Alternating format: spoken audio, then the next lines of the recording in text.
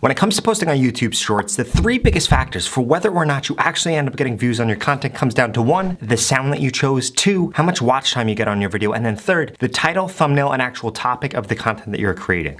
Most of you that are struggling to get views or struggling to get subscribers via YouTube Shorts right now, you're struggling with one of these three things. And remember, you need to do all three of these things correctly. So do not skip off of this video after I go through the best sounds to use or how to find trending sounds. Do not skip off again after I go through how much watch time you need to receive. You guys need to be implementing every single one of these things into every single YouTube Short that you post if you want to go viral, you want to get more views, and ultimately you want to get more subscribers on YouTube.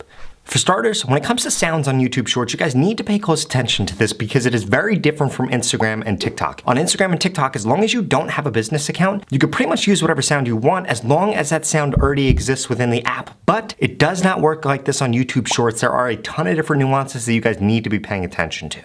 The way to find trending sounds on YouTube Shorts is as follows. First, you can actually search for the topic that you're about to post about, see whether or not people are using trending sounds in those videos, or you can scroll on the Shorts feed and actually see what trending sounds are being used in the most viral videos. If you're going to do this, you want to make sure that you're only paying attention to sounds that have over 100,000 shorts made to them. I'm going to explain why in just a little bit, but please make sure you guys are taking that into consideration. And then finally, you could just be looking at the top creators in your niche, see what sounds they're using in their videos because they're doing this very, very strategically, and I'm about to share with you what that strategy is.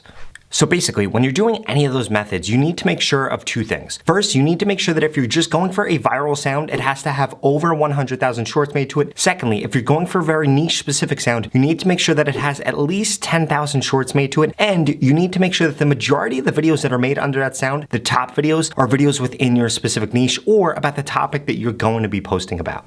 If you look at one of my top clients who has seen major success, he has literally gotten over 1 billion views. Yes, 1 billion with a B in just 30 days on YouTube Shorts. yt5s, he does this same exact strategy. He always implements the same sound into his latest shorts. And what you're going to notice is that he is the top creator under that sound. There are over 10,000 shorts made to that exact sound. Again, fits that criteria. But best of all, 4 to 5 of his videos are the top 4 to 5 videos under that short. So what does that tell YouTube? That tells YouTube that when he as a creator makes a video under a certain topic, uses that sound in it, that a ton of people are going to be interested, and that's exactly why he goes viral almost every single time that he posts.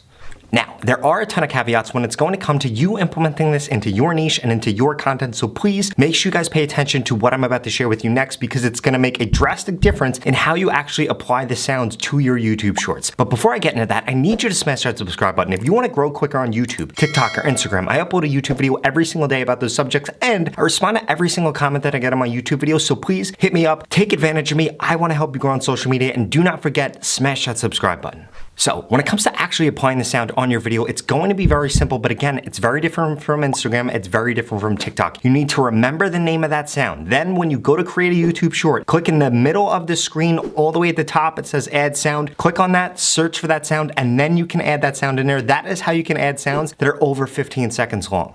And please remember, if you're looking for sounds just scrolling through the Shorts feed, you need to be looking for two things. Either first, whether or not the post is in your niche. If the post is in your niche, you can use a sound that only has about 10,000 shorts made to it. But if you're not going to do that, I would strongly suggest you only look at shorts that have over 50,000 likes on them. See what sound they were used. If they have less than 50,000 likes and they're not in your niche, I wouldn't even bother looking at that sound because odds are it's not a viral sound on YouTube Shorts, and you don't want to waste your time using a sound that's kind of caught in the middle and hasn't really gone viral and might die off, because ultimately that's just not going to end up helping your account. It's not going to help you get more views. It's not going to help you get more followers. And you're going to think that it was kind of just a waste of time for doing that, especially if you have a kick-ass video. Now, I do need to warn you, just because you're using a viral sound in your YouTube Shorts, it doesn't mean you're going to go viral. You also need to get the right amount of watch time, and you need to have the right thumbnail, topic, and title for your video, and I'm going to share with you exactly how you can do that. When it comes to finding the right title, topic, and thumbnail for your shorts, you guys need to realize something. If you do not have a keyword that YouTube recognizes within your title, they're gonna have no idea what your video is about. On TikTok or on Instagram, you don't have to do that. They actually read what the video is about, and then they determine whether or not they should push it out to a certain audience. YouTube is totally different. The title matters. The title really, really matters. So please, your title needs to do two things. First, it needs to invoke curiosity and hopefully incentivize people to watch all the way through the video. And then secondly, you need to make sure that you have a keyword that is the thing that your audience is actually interested in.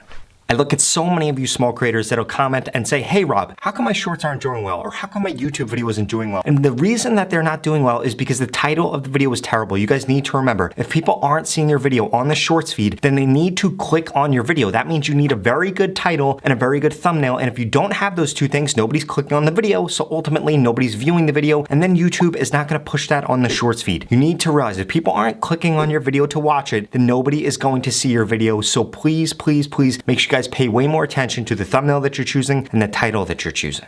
Because again, for a lot of you, the title is the reason that YouTube has no idea who to show your video to, which is why you're not getting views on your YouTube shorts. Or you might have had a short do well in the past and you don't know what you did differently on that short. You probably go back and look at the title and look at the keywords that you included. Do not be afraid to have very similar titles in every single video that you make. Again, yt5s does an absolutely amazing job at this. He gained over 1.9 million subscribers on YouTube in less than 30 days by taking my advice, and he has listened to everything that I'm about to share with you in this video. In fact, look at his latest video to get over 20 million views. This video got 21 million views in just 3 weeks. And guess why? Because the title incentivizes people to watch all the way through. It tells you to watch the video to see the person that broke the hoop. And then secondly, it tells you what the video is about. They're rating stranger shots. Rating something is a key word on YouTube. YouTube knows they have a huge audience for that. That's why that video gets pushed out. And then in addition to that, that video incentivizes you and makes you curious because you want to see the person break the hoop. So you're going to then watch the video to see that because you're curious about it. And you're going to watch all the way through to the end because obviously that's where you're going to place that to increase the amount of watch time that you're getting.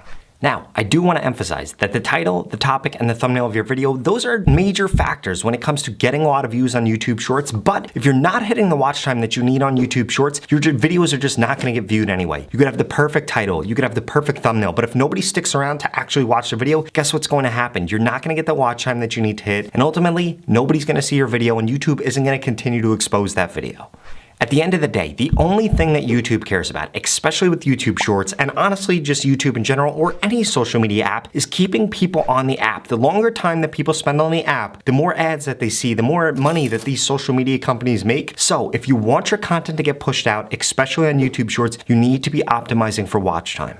Now, when it comes to the amount of watch time that you need on YouTube Shorts, you need to be aiming for 70 to 80% watch time. That is really, really hard to do on a long form piece of content, really easy to do on a short form piece of content. So if you can do that on a 10-second video, do it on a 15, do it on 20. You wanna get this all the way up to 60 seconds, and then ultimately, that's gonna make you a really good content creator when you start to make longer form content. And that is ultimately what all of you guys creating YouTube Shorts wanna do one day. You wanna become a full-time YouTuber. You wanna launch a brand. You wanna launch a company on YouTube the same exact way that I did. And the way that you do that is by being able to hold people on your videos. One of the biggest hacks that people are implementing when it comes to YouTube Shorts is adding subtitles every single time. And you need to make sure that there are a ton of screen changes. On Instagram, you don't have to do this as much. On TikTok, you don't have to do this as much. But on YouTube Shorts, you should have a screen change every 2 to 3 seconds. That's what people want on YouTube. In addition to that, adding subtitles or adding captions into your content with Premiere Pro or any type of editing software is going to significantly increase the amount of watch time that you're getting, and ultimately, it's going to allow you to get more views and keep people interested in your videos for even longer.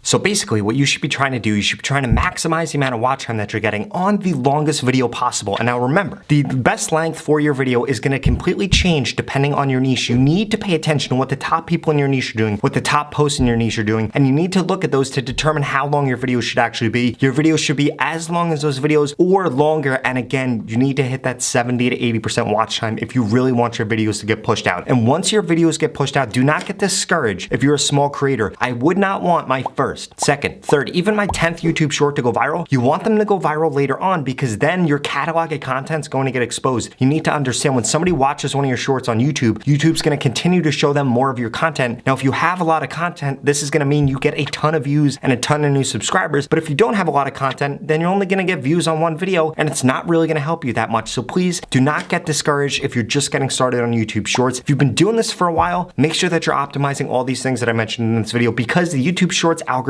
is constantly changing.